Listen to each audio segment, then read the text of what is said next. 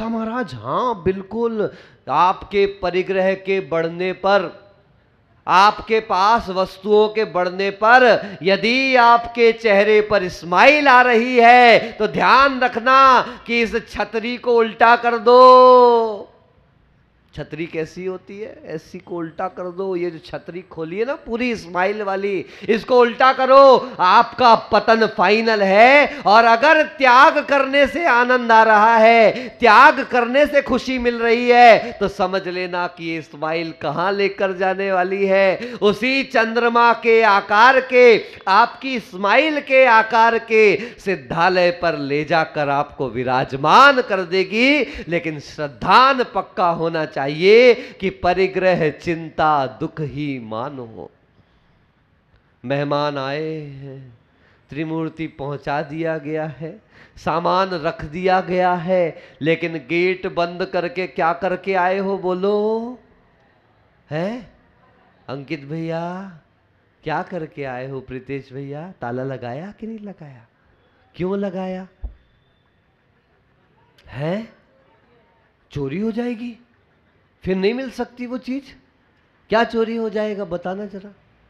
है कपड़े चोरी हो जाएंगे? अच्छा, तो दूसरे नहीं मिलेंगे अपन को? अच्छा, पैसा भी रखा है? क्या बात है, आपका पैसा भी आपके पास। हम तो गरीब। देखो जाकर हमारे कमरे में ताला तो नहीं लगा जरा।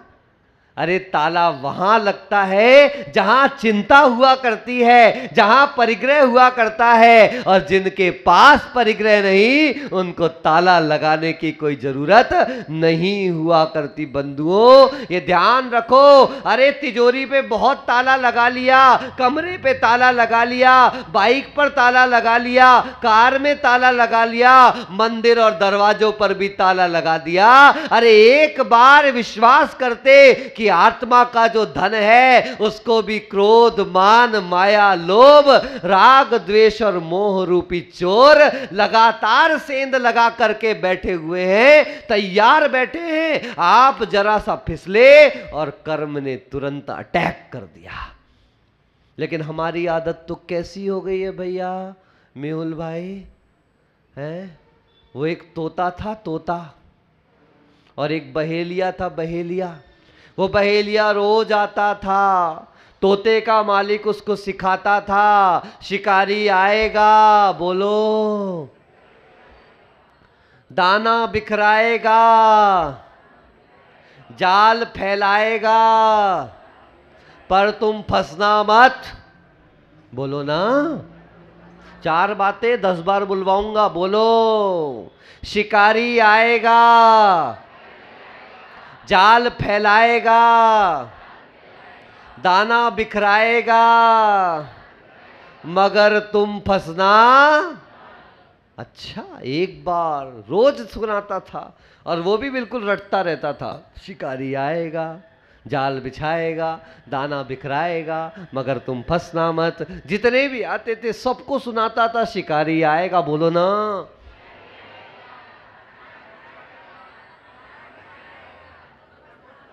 मैं तो नहीं फंसूंगा, तुम्हारे लिए कहा है। कि दूसरे की तरफ उंगली करना छोड़ दो। है बहुत उंगली करने की आदत हो गई तुम लोगों की। याद रखना, ये जब उंगली दिखाते हो तुम फंसना मत। उस समय एक उंगली तो तुम्हारे दूसरे की तरफ रहती है और 3 उंगलियां कहां हैं? और ठेंगा। 2 बातें तो पुरानी थी, ये अनुभव सागर के अनुभव की बात भी सुनो कि उस समय ठेंगा कहां रहता है? भगवान की तरफ। कि भगवान आपने कहा था कि तू सुधरना, लेकिन मैं तो दूसरे को बताने लगा, दूसरे को दिखाने लगा। याद रखो, शिकारी आएगा, जाल बिछाएगा, दाना बिखराएगा, मगर तुम फंसना मत। मंदिर के अंदर जैसे ही घुसे, पार्किंग में लफड़ा हो गया, गार्ड पर चढ़ बैठे और तोता चिल्लाता रह गया, शिकारी आएगा, जाल बिछाएगा, दाना बिखराएगा, मगर तुम फंसना मत। मगर एक घटना घटी और तुरंत क्रोध आग बबूला हो गया। 4 कदम आगे बढ़ाया उस तोते ने। शिकारी आएगा, बोलो, जाल बिछाएगा, दाना बिखराएगा, पर तुम फंसना मत। उतने में एक और फ्रेंड मिल गया, क्या बात है आज तो बहुत हैंडसम लग रहा है, एट कॉलर खड़ी हो गई, बिल्कुल टी शर्ट में कॉलर नहीं थी फिर भी खड़ी हो गई भाई, सीना टाइट हो गया, 56 इंच का सीना बिल्कुल है। चाल बदल गई साहब, किसी ने पूछ तो लेना ये चेन कब आई, सोने की चेन है, हाँ हाँ मुझे गिफ्ट मिली है बर्थडे पर। अकड़ आ जाएगी बिल्कुल आपके अंदर, तुरंत शिकारी आएगा, जाल बिछाएगा, है वेरी गुड। मंदिर से बाहर निकले, मुंह में रट्टा चल रहा था, शिकारी आएगा, जाल बिछाएगा, दाना बिखराएगा, मगर तुम फंसना मत। और अनार वाला बाहर बैठा था, बोले बहन जी आज थोड़ा सस्ता है, मैंने आज 30 के 25 लगाए, ले लो। बहन जी ने कहा एक काम कर, 2 किलो पैक कर दे, शिकारी आएगा, जाल बिछाएगा, दाना बिखराएगा, मगर तुम फंसना मत। है एम आई राइट और रॉन्ग? बिल्कुल एब्सोल्युटली ऑल राइट। ये ध्यान रखियो वो तोता कोई और नहीं है और तोते का मालिक कोई और नहीं है। ये मालिक रोज कह रहा है तो सुन लो, शिकारी आएगा, बोलो तो। जाल बिछाएगा, दाना बिखराएगा, मगर तुम फंसना। लेकिन बोलते बोलते सारे रट्टू तोते उसी जाल में फंसते चले जाते हैं। सारा दिन देख लेना, क्रोध मान माया लोभ राग द्वेष और मोह के शिकारी लगातार लगे अपने जाला बिछाने में, दिन भर दाने डालते हैं और तुम रटते रटते भी जाकर उसी को पकड़ लेते हो। और यही कारण है कि सब सुनने के बाद भी अभी गुण नहीं पाए, पलट नहीं पाए, बदल नहीं पाए अपनी प्रवृत्तियों को। दुखे रंत ऋतोदये, ये तो दुख से सहित हैं और ये ध्यान रख करके चलना, ये श्रद्धान बना करके चलना कि निश्चित रूप से सुख का कारण नहीं है, इंद्रिय के विषय तो दुख का ही कारण है, कहीं से भी सुख का एक निमित्त इनसे नहीं मिलने वाला। श्रद्धा अनाकांक्षणा स्मृता, इसलिए हे भव्य जीव, हे ज्ञानी परमात्मा, अनाकांक्षणा स्मृता, आप ऐसा कहा गया है कि इन संसार के विषयों की आकांक्षा अनंग सरा। क्या नाम सुना? बोलो, इतना सुंदर नाम था अनंग सरा। अपने गार्डन में झूले पर झूल रही थी, अपनी सखियों के साथ क्रीड़ा कर रही थी, कर्म कब आकर के अटैक कर दे कोई भरोसा। लेकिन हम तो सारे क्या सोच के बैठे, अमृत पी के आए हैं, वो मर रहे हैं, वो मरेंगे, उनके यहाँ हमला हुआ है, उनकी छत गिरी है, उनके मकान में आग लगी है, उसका पति मरा है, उसका बेटा मर गया है, मैं तो अमृत पी करके आया हूं, मेरा तो कुछ होना नहीं है। बंधुओं याद रखो, तुम भी वही हो जो उनके यहां था, इसलिए अपने आप को अलग मानकर मत चलना। सबका कर्म एक सा है, कर्म का फल एक सा है। ऐसा नहीं समझना कि पुरुषों को अलग कर्म का फल मिलेगा और महिलाओं को अलग कर्म का फल मिलेगा। उसी समय विमान से एक विद्याधर निकला और अनंगसरा के रूप पर मोहित हो गया, उठाया अनंगसरा को लेकर निकल गया।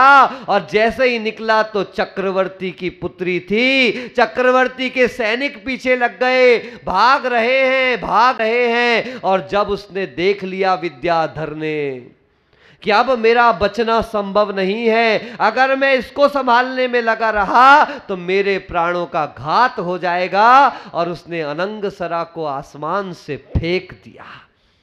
ऐसे नहीं फेंक दिया, पटक दिया। पुण्यवान थी अनंगसरा। और उस अनंगसरा को जब उसने छोड़ दिया तो एक विद्या होती है पर्णलध्वी नाम की विद्या, उस विद्या के सहारे वो जैसे पत्ता पेड़ से गिर के धीरे धीरे नीचे आता है, वो गहरे घने जंगल में आकर गिर गई, रोने लगी, चिल्लाने लगी, आसपास भागी दौड़ी, लेकिन इतना घना जंगल था कि वहां पर सूरज की रोशनी भी नहीं पहुंचती थी। क्या किया जाए? बहुत चिल्लाई, बहुत रोई, सैनिकों ने महीनों तक खोज करी, लेकिन अनंगसरा नहीं मिली। और विचार कर लिया, इतने घने जंगल में अब तक तो उसको शेर खा गए होंगे, जंगली पशु खा गए होंगे, लेकिन देखो जब पुण्य का उदय रहता है तो वन में भी कोई नुकसान नहीं होता। एक दिन नहीं, 2 दिन नहीं बंधुओं, 3000 साल तक। कितने साल तक? बोलो तो जरा फिर से। 3000 बार भी बोलो तो कम पड़ेगा, ध्यान रखना। 3000 साल तक उस वन में रही, लेकिन उसने अपनी श्रद्धा को नहीं छोड़ा, उसने अपने विकारों को नहीं प्राप्त किया, कहीं कोई नुकसान नहीं हुआ। वो वन में ही वनों के ही प्रस्तरों से कपड़े बना लेती थी, पत्तों को, छालों को लपेट करके रह जाती थी, लेकिन उसने वन में भी कभी हिंसा नहीं करी। देख लो, हिंसा का समर्थन करने वालों को बता देना कि राम वन में भी भटके तो कभी जीव का घात नहीं किया, और तुम भवन में बैठ करके भी जीवों को मार कर खा रहे हो। राम ने कभी समझौता नहीं किया।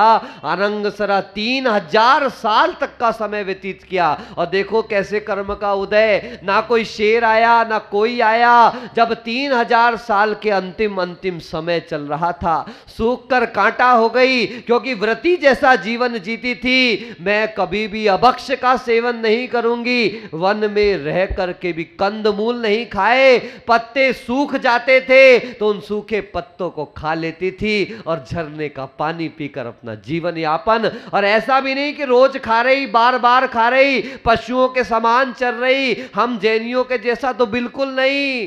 किसी के घर जाते हैं, भाई साहब चाय पिएंगे ना, आप कुछ खाएंगे ना, भोजन तो कर लेंगे। नहीं, मैं अभी घर से खा के आया हूं। अरे आप इतने दिन में आए और हमारे यहाँ कुछ खाए? नहीं, मैं अभी बस घर से निकला हूं तो पेटी पैक। क्या? बिल्कुल टनाटन करके आया हूं मैंने। अरे फिर भी थोड़ी मिठाई विठाई चली। नहीं, मैं खा के आया हूं। जब चौथी बात बोलते, अब आप इतना कह रहे हो तो फिर थोड़ा बहुत चल जाएगा। मुझे समझ में नहीं आया, तू खा के आया था कि नहीं खा के आया था रे? अगर खा के आया था तो सामने वाला तेरे ऊपर चढ़ भी जाए तो तू मत खाना, और नहीं खा के आया था तो पहली बार में बोल देता। लेकिन यही जो मायाचारी है ना, शिकारी आएगा, जाल बिछाएगा, दाना बिखराएगा, मगर तू जरूर फंसना, क्योंकि तू रट्टू तोता है। क्या है? रट्टू तोता। फंसेगा, जरूर फंसेगा, मगर तुम फंसना मत ज्ञानियों, आप मत फंस जाना। वो अनंगसरा के साथ क्या हुआ? इतना साल व्यतीत हो गया, जब उसको लगने लगा अब मेरे शरीर का सामर्थ्य समाप्त हो गया, अब जीवन अल्प बचा हुआ है, उसने उसी समय आचार्यों की वाणी को ध्यान दिया। उपसर्गे दुर्भिक्षे, इसी में आएगा अभी। जरसी रुजायाम च निः प्रतिकारे, धर्माय तनु विनमोचन माहु सल्लेखना मार्या। कि जब तन चेतन का घातक बन जाए, जब तन चेतन को नुकसान पहुंचाने वाला बन जाए, तो हे ज्ञानी जीव, तू तन की चिंता छोड़कर अब चेतन की आराधना में लग जाना। अनंगसरा ने मजबूती के साथ अपने चेतन की आराधना चालू कर दी, यम सल्लेखना धारण कर ली। अब 100 कदम से आगे नहीं जाऊंगी, अन्न पान स्वीकार नहीं करूंगी। और देखो अब कैसे कर्म का उदय आया कि 3000 साल तक कोई नहीं आया था। उसी समय उसी के नगर का एक सेठ उस वन के ऊपर से निकला। उस समय अनंगसरा के तप का प्रभाव, कि देवों की व्यवस्था देखो, उसके तप के कारण उसके तन में ऐसा तेज हुआ कि वो प्रकाश उस जंगल को चीर के निकल रहा था। सोचिए, सूरज का प्रकाश जंगल के अंदर नहीं पहुंच पाया, लेकिन सम्यक तप का प्रभाव जंगल के उस अंधेरे को चीरता हुआ ऊपर पहुंच गया। और वो सेठ जाकर नीचे देखता है तो निरीह सी अनंगसरा पड़ी है। लक्षणों को देखकर पहचान गया, अरे ये तो हमारी राजकुमारी है, चलो मेरे साथ। वो कहती, नहीं, अब मैं नहीं जा सकती। बहुत निवेदन किया, बहुत आग्रह किया, तो वो कहती एक बार पर पुरुष के साथ आई तो देखो आज ये हाल है, अगर फिर पर पुरुष के साथ गई तो न जाने कितने वर्षों तक वनों में भटकना पड़ेगा। और आज हमारे युवा पीढ़ी, हमारी बच्चियां, हमारी लड़कियों को किसी प्रकार का कोई संदेह नहीं रहा। अब तो जहां मन पड़ रहा है वहां जा रहे हैं, जिसके साथ मन लग रहा है वहां जा रहे हैं। आप समझ लो उस अनंगसरा को एक बार वो गई नहीं थी, पर पुरुष लेकर गया था तो इतने दुख झेलने पड़े। और आज आप किस किस के साथ कहां कहां कैसे कैसे भ्रमण कर रहे हो, आपको ज्यादा देखने की जरूरत नहीं। हम तो जामुनी गली से यहां तक आए, एक बार उस ब्रिज पर चढ़ के आए तो उसी दिन पता चल गया, हे भगवान धन्य हूं, मेरे गुरु का आशीर्वाद मुझे मिला, मेरे गुरु की शरण मुझे मिली। जो ऐसे पाप से बचकर, क्या पता कल मैं शादी करता, मेरे घर में लड़की पैदा होती और वो लड़की अपने बाप की इज्जत को ऐसे चौराहों पर लुटा रही होती। हे भगवान, ऐसी बच्ची के पैदा होने से तो मर जाना बेहतर है। काश ऐसी बच्ची पैदा होने से गर्भ में ही मर जाए। ऐसी बच्चियां, ऐसी कन्याएं, मैंने मन में विचार किया महाराज, पहले कम पढ़े लिखे लोग थे तो भ्रूण हत्याएं कम होती थी, आज भ्रूण हत्याएं बढ़ गई हैं। आज भी लड़कियां नहीं चाहते तो कारण क्या? क्योंकि मैं पढ़ाऊं, मैं लिखाऊं, मैं बड़ा करूं और उसको जीवन जीने के योग्य बनाऊं, सोसाइटी में खड़े होने के लायक बनाऊं। और जैसे ही वो लड़की खड़ी हुई, उसने मुझे लात मारकर जमीन पर गिरा दिया, मेरी इज्जत को मिट्टी में मिला दिया। ऐसी बच्चियों से तो ना होना बेहतर है। बंधुओं ध्यान रखना, इंजीनियर बनाओ बनाना है, डॉक्टर बनाओ बनाना है, सीए बनाओ बनाना है, जो बनाना है बनाओ, लेकिन उनको पहले इंसान तो बना दो जो अपने माता पिता की कद्र करना सीख जाए।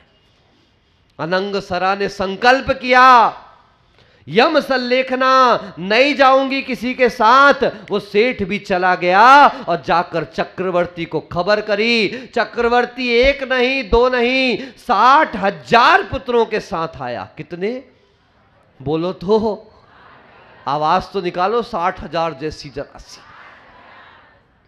आकर देखता है तो दृश्य बदल गया। अनंगसरा को पहचान नहीं पाया, क्योंकि आधा शरीर, वो भी नग्न शरीर, अजगर के मुंह में घुसा हुआ है और आधा शरीर बाहर निकला है। रंग नीला पड़ चुका है और बिल्कुल आंखें चढ़ने को तैयार हैं, लेकिन उसके बाद भी हाथ जुड़े हुए हैं, हाथ जुड़े हुए हैं। हाथ जोड़ करके भी बस एक ही बात कि बस निर्विकल्प सरू हो हम।